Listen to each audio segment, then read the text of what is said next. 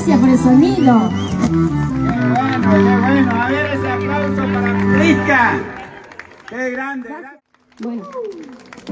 Bueno, para darle lugar también a otros artistas y al mismo Richard y Fabricio, así que vamos a despedirnos entonces con un tema, como dicen, emblemático. Escuchá, sí, escuchá.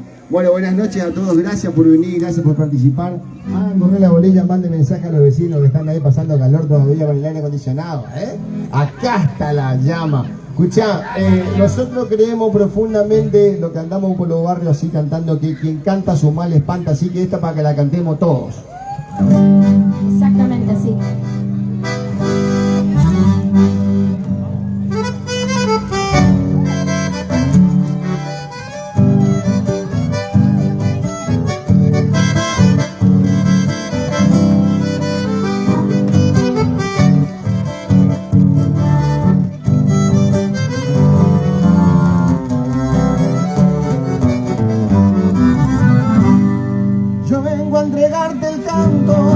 Que te prometió mi entraña, con gusto a la milenaria verde selva guaraní.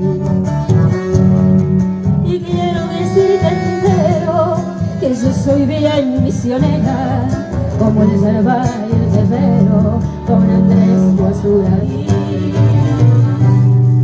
Vengo a nombrarle a Quiroga, pues él escribió una historia, poniendo pasión y gloria, viviendo en Teyucuaré. Y he de gritar altanero que acá ha vivido el pomero, leyenda que es un misterio, como ella sí ya tenía. Vengo a decirte en mi canción lo que una vez te prometí, y he de gritar con toda voz, soy de la raza guaraní. Sé que una vez me ausentaré y esto lo voy a repetir. Quiero en mi tumba una escritura en guaraní.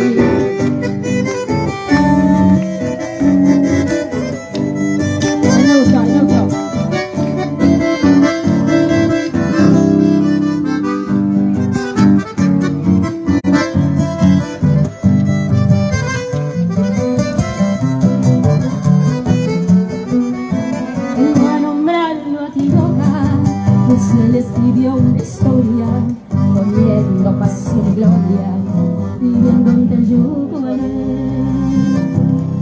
Y he de gritar altanero que ha vivido el pomero, leyenda que es un misterio, como ella se ya te vengo a decirte en mi canción lo que una vez te prometí, y he de gritar con toda voz, soy de la raza guaraní.